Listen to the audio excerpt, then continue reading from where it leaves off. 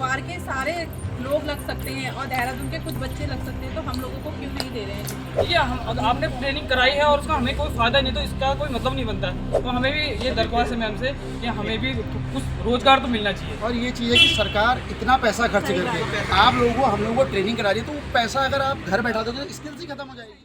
नमस्कार, आप देख रहे हैं न्यूज़ 31 और मैं हूं आपके साथ किरण। उत्तराखंड का युवा आए दिन बेरोजगारी की मार खाता हुआ दिखाई दे रहा है। चुनाव के वक्त हर नेता बेरोजगारी को खत्म करने की बात तो कहते हैं, पर धरातल पर फिर भी युवा काफी ज्यादा परेशान है। ठीक उसी तरह नैनीताल और देहरादून के कई परीक्षार्थी इस वक्त देहरादून में खेल मंत्री रेखा आर्य के आवास के बाहर खेल मंत्री का इंतजार कर रहे हैं। इन परीक्षार्थी की शिकायत है कि उनके साथ सौतेला व्यवहार किया जा रहा है। दरअसल परीक्षार्थी का कहना है कि सुरक्षा गार्ड के परीक्षण के दौरान उनसे कहा गया था कि जब भी वैकेंसी होंगी उन्हें भर्ती कर ड्यूटी में तैनात कर दिया जाएगा, जबकि उनके साथ में ही परीक्षण कर रहे हरिद्वार के परीक्षार्थियों को पीआरडी में ड्यूटी दे दी गई है। हालांकि इसके बाद परीक्षार्थी ने कई बार इस संबंध में प्रार्थना की, परंतु किसी भी प्रकार की प्रतिक्रिया सामने नहीं आई।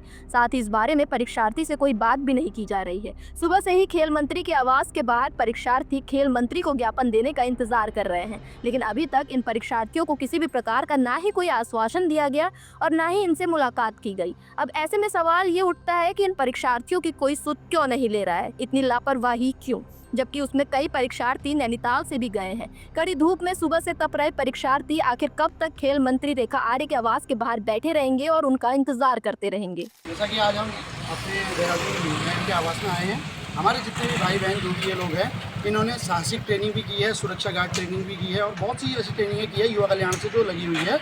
तो इनमें से कुछ लोगों को देहरादून में, कुछ लोगों को और हरिद्वार में जॉब मिल चुकी है और बाकी जो पीआरडी में और बाकी जो लोग बचे हैं उनको अभी तक जॉब नहीं मिल पाई है। और कुछ लोग अपना बच्चे और परिवार, शादीशुदा महिलाएं भी हैं, सब छोड़ के यहाँ पर आई हैं। काफ़ी दिन आना जाना हो चुका है। तो हमारा ये दरख्वास्त है मैम से कि हमारे ऊपर ध्यान दिया जाए, क्योंकि जो हमारे साथ किए हुए हैं अगर उनको मिल सकती है तो इनको क्यों नहीं मिल सकती है, सबसे बड़ी बात ये है। और ये बात है, कोई भी अमीर परिवार, सब गरीब परिवार से बिलोंग करते हैं, मध्यम वर्गीय परिवार से।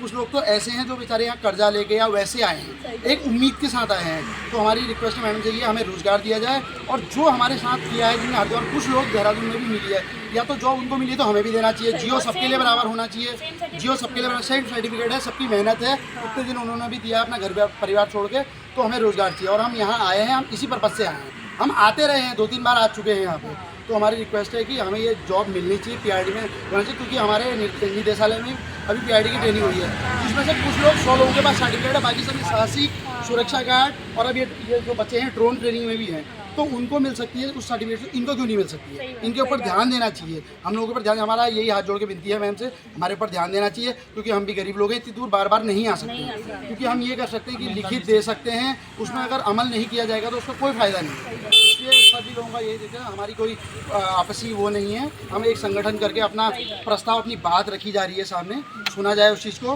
बाकी हम यही कह सकते हैं, बाकी हमारे सभी लोग हैं सब कहना चाह रहे हैं। हम लोग भी क्या कहते हैं, बहुत ही उम्मीद लेके यहाँ पे आए हुए हैं कि हम लोगों को भी पीआरडी में रखा जाए। अगर हरिद्वार के सारे लोग लग सकते हैं और देहरादून के कुछ बच्चे लग सकते हैं, तो हम लोगों को क्यों नहीं दे रहे हैं ड्यूटी? हम लोग भी बस इतने ही बच्चे बचे हैं ड्यूटी में जिनको लगना है, बाकी सब लोग लग चुके हैं।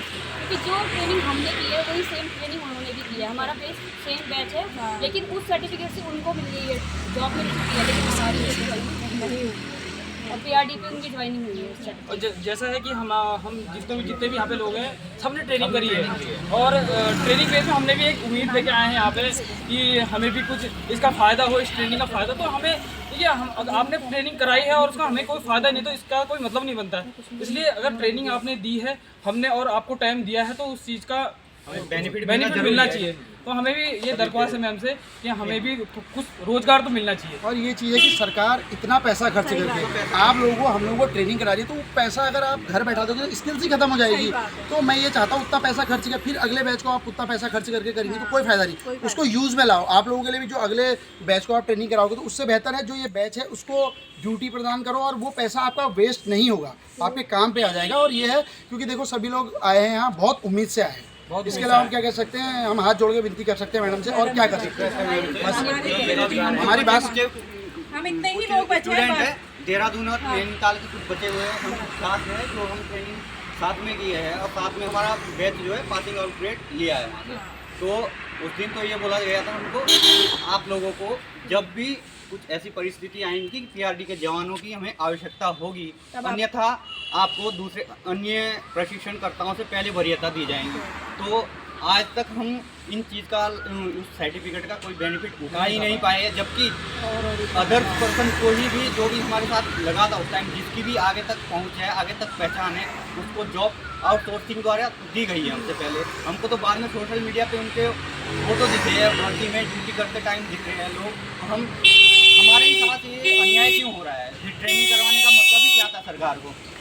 हम मैडम से यही रिक्वेस्ट करते हैं कि हमने जो 37 दिन की ट्रेनिंग करी है उसका हमको जो है रोजगार में बेनिफिट दिया जाए। हाँ, 1 महीना 37 दिन बहुत लोगों ने किया है और मैंने तो 2 बार प्रशिक्षण किया है, साहसिक वाली 2 बार ट्रेनिंग। अभी ये ड्रोन ट्रेनिंग में हूँ, अभी 37 दिवसीय चल रहा है कार्यक्रम। आज हमारा संपूर्ण होगा, आज कंप्लीट होगा। हमारे पास 3 सर्टिफिकेट है, युवा कल्याण से ही है, और वो है सुरक्षा गार्ड में हमने किया है, सब कुछ किया है, तो वो मिलना चाहिए। और ये चीज़ है क्योंकि इन लोगों की उम्मीदें लगी है, उम्मीदें लगी है, वो चीज़ मिलना चाहिए। जो सुरक्षा गार्ड की हमें ट्रेनिंग कराई गई थी, उसमें हमारे 2 सर्टिफिकेट मिलने थे। एक सर्टिफिकेट मिला है जो हमें यूनिवर्सिटी से मिला है, जो दूसरा सर्टिफिकेट युवा कल्याण से हमें ब्लॉक में मिलना था, वो अभी तक हमें नहीं प्राप्त हुआ है।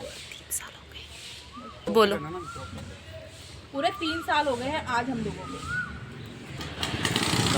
हमारी दिल से ये रिक्वेस्ट है मैम से कि एक बार हमसे मिलिए, हमसे बात करिए, आप हमारी बातें सुनिए, जो हम अपना हमारा जो पॉइंट है हम वो आपके पास रखेंगे, तो आपको भी ये पता चलेगा कि हम इतने ही लोग बचे हैं जो अभी तक जिनको ड्यूटी नहीं मिली है। बाकी हरिद्वार, देहरादून में सब लोग लग चुके हैं।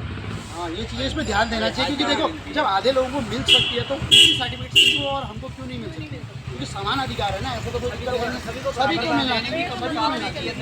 सबके पास युवा कल्याण से ये वो 2 तीन ही सर्टिफिकेट है युवा कल्याण के हमारे पास। सर्टिफिकेट है लोगों के पास। सेकंड सर्टिफिकेट अभी तक हमको दिया भी नहीं है। ये मैम आज से का टाइम हम हो लोग गया है। हाथ जोड़ के विनती करते हैं कम से कि कम हमको एक बार न्याय हमारी दिया बात जाए तो सुन ली जाए। और हमारी बात सुनिए। मिल ले।